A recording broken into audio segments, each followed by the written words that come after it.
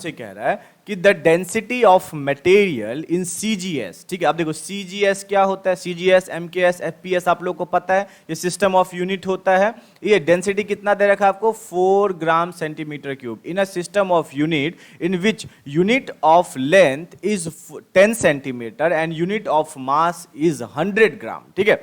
The value of density of material will be. अब देखो इसको ना हम दो तरीके से कर सकते हैं। मैं जो वे यूज कर रहा हूं यहाँ पे, मैं जो डायमेंशनल एनालिसिस में हम लोगों ने पढ़ा होगा, आपने पढ़ा होगा ऑब्वियस सी बात है, उसको मैं कर रहा हूं। पर दूसरे भी मेथड से आप कर सकते हो। अगर आप ज्यादा जीनियस हो, आप सच में प्रिपरेशन कर रहे हो, तो आप मुझे व्हाट्सएप कर सकते हो इस नंबर पे 882880226703 कि आप दूसरे कौन से मेथड से आपने इसको सॉल्व किया है, ठीक है। तो चलिए गाइस, इस क्वेश्चन को हम लोग डायमेंशनल एनालिसिस के मेथड से करते हैं, मतलब जो सबसे इजी मेथड होता है ना, उस मेथड से मैं आपको करवाने जा रहा हूं। तो देखो हमारे पास यहां पे दे रखा है डेंसिटी। तो गाइस डेंसिटी का फॉर्मूला क्या होता है हमारा, मास बाय वॉल्यूम, ठीक है, यही हमारा होता है। अच्छा, डेंसिटी को मैं रो से रिप्रेजेंट कर सकता हूं, मास को मैं कैपिटल एम से और वॉल्यूम को मैं कैपिटल वी से यहां पे रिप्रेजेंट कर सकता हूं।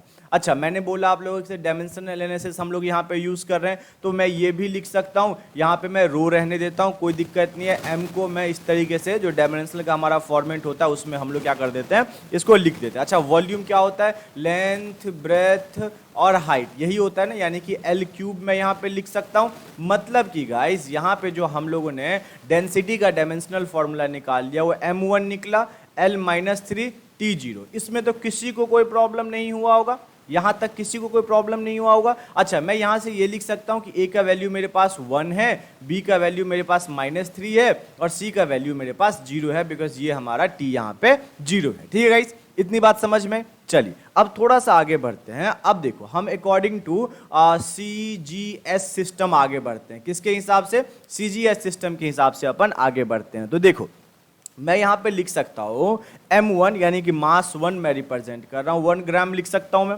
कोई दिक्कत। चलिए L1 इज इक्वल टू मैं लिख सकता हूँ 1 सेंटीमीटर, ठीक है sir. T1 is equal to मैं 1 सेकेंड लिख सकता हूँ। मैं सीजीएस सिस्टम के अकॉर्डिंग चल रहा हूँ, ठीक है, बात समझ में आया, कोई दिक्कत। अच्छा, डेंसिटी को जो है ना मैं n से रिप्रेजेंट कर रहा हूँ, ठीक है। यहाँ पे हम लोग लिख देंगे डेंसिटी 4, क्योंकि हमें दे रखा है, गिवन है वो, ठीक है। आप क्वेश्चन में देखिए यहाँ पे अगर आप क्वेश्चन में देखोगे तो आपको दे रखा है the density of material in CGS system of unit, ये दिस, मैंने यूनिट नहीं लिखा, ठीक है। हम लोग किसके हिसाब से चल रहे थे, सीजीएस के हिसाब से। डेंसिटी हमें जो दे रखा था, हमने यहाँ पे अपना डेंसिटी भी मेंशन कर दिया, बात समझ में आया। अच्छा, अब दूसरा हमारा गिवन वैल्यू क्या है, उसको अगर आप थोड़ा ध्यान से देखोगे तो m1 इज इक्वल टू 100 ग्राम हमें गिवन है। m2 लिख देते हैं ना इसको, या फिर इसको m2 लिख देते हैं, ठीक है।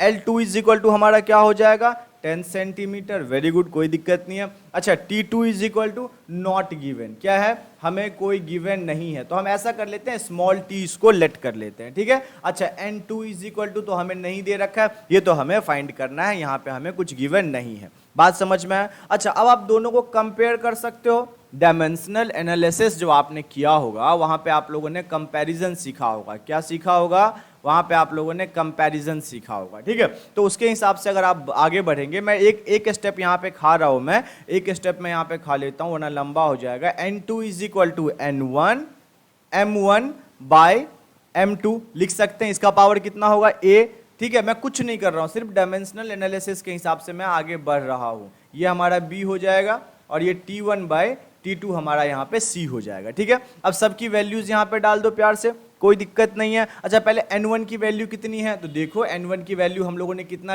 यहाँ पे लिख रखा था, N1 की वैल्यू हमारे पास 4 है। गाइज बात समझ में आ रही है ना, कोई कंफ्यूज तो नहीं हो रहा है यहाँ तक। चलो, तो N1 की वैल्यू हम लोग यहाँ पे 4 डाल देंगे। अच्छा, M1 M2 इन सब की वैल्यू हमें पता है 1 ग्राम बाय 100 ग्राम, ठीक है। अच्छा, ए की वैल्यू कितनी थी, ए की वैल्यू 1 थी, तो हमने यहाँ पे मेंशन कर दिया। अच्छा, उसके बाद एल की बात कर लेते हैं, तो 1 सेंटीमीटर बाय 10 सेंटीमीटर, बात समझ में। इसकी वैल्यू कितनी थी, -3, हमने यहाँ पे लिख दिया।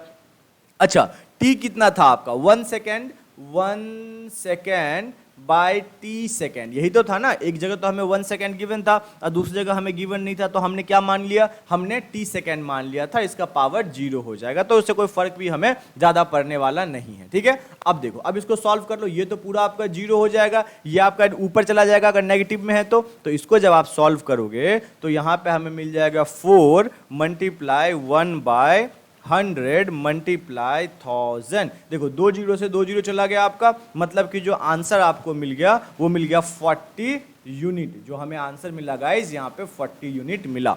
बात समझ में आया? क्या किया हमने, सब चीज मैंने डिटेल में आप लोगों को करके दिखा दिया और इस हिसाब से जो हमारा आंसर है, ये आंसर ऑप्शन नंबर बी हमारा करेक्ट है।